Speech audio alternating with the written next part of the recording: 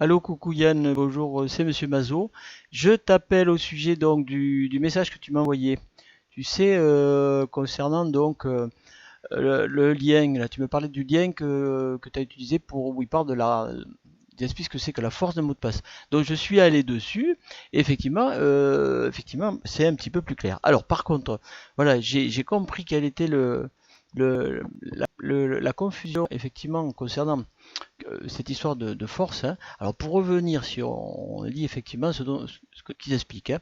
Donc comme tu nous l'as dit, ce qu'on appelle donc la complexité, je crois que c'est le terme que tu as utilisé, la complexité d'un mot de passe, c'est la formule qu'il y a ici, hein. C'est-à-dire si L c'est la longueur du mot de passe et N c'est le nombre de caractères qu'on décide de pouvoir utiliser, ben, on a dit voilà, pour chaque lettre du mot, on a le choix entre n possibilités, donc ça fait n fois n fois n fois n, L fois, et donc, comme tu l'as dit, c'est n puissance L. Voilà, en fait, c'est ça qui est important à retenir.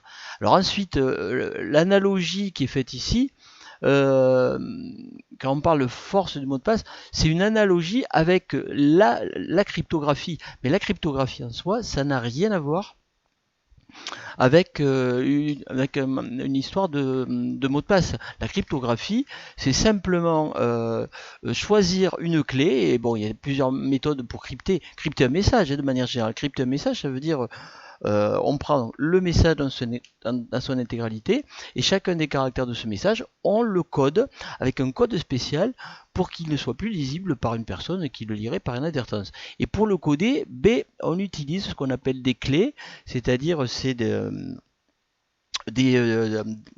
des techniques classiques, c'est la technique RSA qui consiste à utiliser deux très très grands nombres entiers premiers qu'on multiplie entre eux et ça fait une très grande clé. Et cette grande clé, on s'en sert pour coder le message. Alors en mettant une certaine puissance, en calculant des modulos, c'est pas la peine de rentrer dans les détails. Mais ce qui est certain, c'est que plus cette clé est grande, plus c'est difficile de retrouver les deux nombres premiers initiaux. Or, on a besoin de ces deux nombres premiers pour décoder le message, pour le décrypter. Voilà, si tu veux. Et donc, effectivement, plus ces deux nombres sont grands, on dit plus la clé qui correspond au produit de ces deux nombres est grande, et plus c'est dur à trouver. C'est pour ça qu'on fait une analogie. Donc, ce n'est qu'une analogie. D'accord. Donc il faut la prendre comme une analogie, mais c'est pas du tout mystérieux, hein. Par exemple, si tu veux calculer la force, bah, il suffit de voir ce que c'est que la force. Ici, par exemple, dans cet exemple-là, la force c'est 64. Tu vois, la force c'est 64 ici. Le 2 puissance 64, qu'on appelle la force, c'est ce nombre 64. Donc par exemple ici, tu vois, la force elle est là. 2 puissance 64, ça fait une force très faible. Alors pourquoi? Eh bien parce que si tu calcules 2 puissance 64, comme tu nous l'as dit toi-même, ça fait dans les 18 milliards, qui est pas grand du tout. Voilà.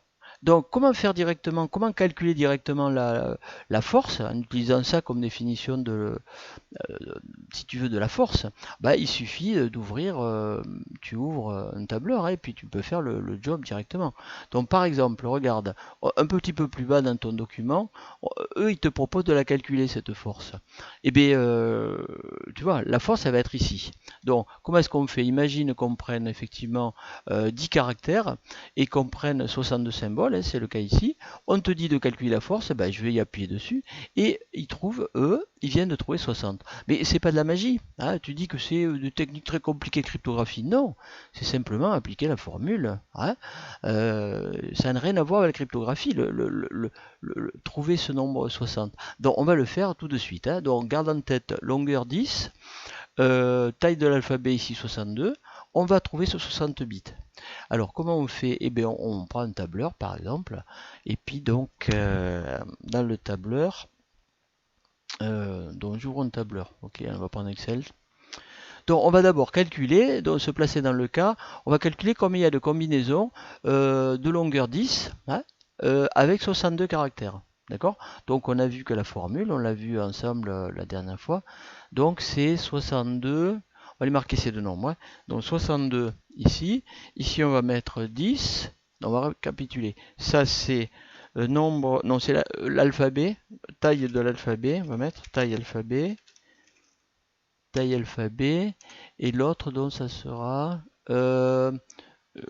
taille du longueur du mot de passe. Longueur du mot de passe. Ok, à crypter. Bon, et donc le nombre de combinaisons, c'est-à-dire qu'on appelle la complexité finalement. Nombre de combinaisons. Voilà, ben, il faut faire le produit donc de 62 10 fois. Ah, donc c'est 62 puissance 10. Est-ce que je dis des bêtises? Non, c'est bien ça, hein, d'accord? 62 puissance 10. Hein? 62 fois 62 fois 62. Voilà ce qui fait à peu près ce nombre-là. Bon, et bien à quoi est-ce que c'est comparé? Et bien avec ici, si on met 2, si tu veux, si la taille de l'alphabet c'était 2, c'est-à-dire si on considère que des 0 et des 1, qu'est-ce qu'il faut mettre ici? Qu'est-ce qu'il faut mettre ici? Quelle est la puissance, si tu veux? 2 à la puissance quoi ferait ce nombre-là? C'est ça la question.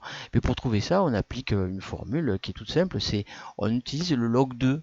Hein, le log 2 de ce nombre-là, et ça nous donne directement la réponse ici. Alors, le log 2, comment faire pour le trouver? Il faut prendre le log népérien et diviser par le log 2. Donc, je vais le faire ici. Tu vois, tu prends la formule, ici, je tape donc, égal, log, donc ln de ce nombre-là, le nombre qui est ici, divisé par log 2. Pardon, par ln de 2. Voilà. Et ça nous donne ça. Alors si ce nombre-là, si on l'arrondit pour avoir donc uniquement un nombre entier environ, hein, donc on va l'arrondir, 0 décimal, on va prendre, et on tombe bien sur 60. Tu vois, le 60 qui est là, ça correspond, le 60 qui est ici, là, ça correspond exactement au nombre, alors comment je fais pour revenir sur mon fichier, sur mon tableur là, au nombre qui a été trouvé ici, là, tu vois, là, ici, tu vois. On peut faire notre calcul, par exemple. Imaginons qu'au lieu de... là, on va changer, on va supposer pour avoir un truc plus solide, hein, donc, puisque là, effectivement, avec 65, c'est pas terrible. Hein. On va faire, tu vois, 10 et on va prendre l'alphabet... On va changer, là, on va prendre carrément, allez, 12 caractères. Et là, on va prendre un alphabet de... un peu plus de symboles. On va prendre 70 symboles, ok? Alors, on va calculer nous-mêmes la force d'abord avec notre programme. Donc ici, on change 60, on met 70 à la place, hein, 70. Et puis ici, on met 12. Boum. Alors bien sûr, j'avais pas mis la bonne formule là, j'ai pas changé, on va changer, on va mettre vraiment la formule ici. Donc ici, la formule, c'est ce nombre-là, puissance, ce nombre-là, entier, égal. On dirait que c'est raté ça. Boum. Ouais, j'ai raté mon coup, on recommence. Égal. Donc, ce nombre-là, puissance. Voilà, ce nombre-là. Ok, là, ça va être mieux. Voilà. Alors, regarde ce qu'on vient de faire. Hein. J'ai calculé ici, donc 70 puissance 12, ça fait ce résultat. Je lui applique la formule donc qu'on a dite tout à l'heure, c'est-à-dire ln, pardon, je fais ln de ce nombre-là, ln2 en fait, hein, calcul ln, enfin, log 2 de ce nombre-là, ça me donne l'équivalent en puissance de 2 pour obtenir ce nombre-là, donc 74. Et si on demande donc au programme qui est là de le faire, alors on y va, attention, 3, 2, 1, je calcule la force. Regarde, le résultat, tu vas le voir apparaître ici, hein, d'accord? Alors, je le calcule, boum, 74, tu vois, donc c'est bien ce qui était prévu. Tu vois, donc c'est pas du tout de la magie, c'est pas quelque chose de très très compliqué. Ça n'a rien à voir avec les techniques cryptographiques, rien à voir. L'analogie qui est faite ici, hein, comme c'est bien marqué, c'est une comparaison avec les techniques cryptographiques. Ça n'a rien à voir avec la cryptographie. Bon, après, dernier point, si ça t'intéresse, ben là c'est par contre de la programmation, comment est-ce que le programme ici il calcule la force? Ben, en fait, ça c'est du Java, hein, c'est du JavaScript, pardon. Donc comment faire pour l'obtenir ce JavaScript? Ben, il suffit que tu demandes ici, avec souris droite, que tu demandes le code source de la page et que tu cherches ensuite du JavaScript. Alors regarde ici, si on descend un petit peu, tu vois qu'il y a deux programmes d'extension JS. Alors, JS Query, je ne crois pas que ce soit celui-là, je crois que c'est plutôt celui-là.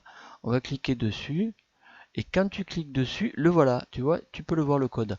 Alors, nous, on sait ce qu'on veut chercher. Là, on va revenir sur la page. On cherche quelque chose qui s'appellerait calculer la force. Tu vois, on va essayer de retrouver ce bouton là. Où il est ce bouton? Donc, calculer la force, il est dans le code. Tu vois, je l'ai déjà cherché tout à l'heure, hein. Donc, calculer force password. Si tu regardes bien la formule qui est là, euh, et la formule qui est un petit peu plus loin dessous. Là, si tu regardes bien, bon, il faut prendre le temps de décoder parce que, mais c'est exactement la formule qu'on vient d'utiliser, hein. On utilise matroun, c'est pour arrondir au nombre entier le plus proche, et là ils utilisent le log pour faire le calcul. Voilà, directement en JavaScript. Voilà, bon, je crois que l'on a fait le tour. Je te détaillerai ça de manière plus claire la prochaine fois qu'on se voit, donc probablement mardi. Voilà, allez, à vous Cognac G, salut Yann.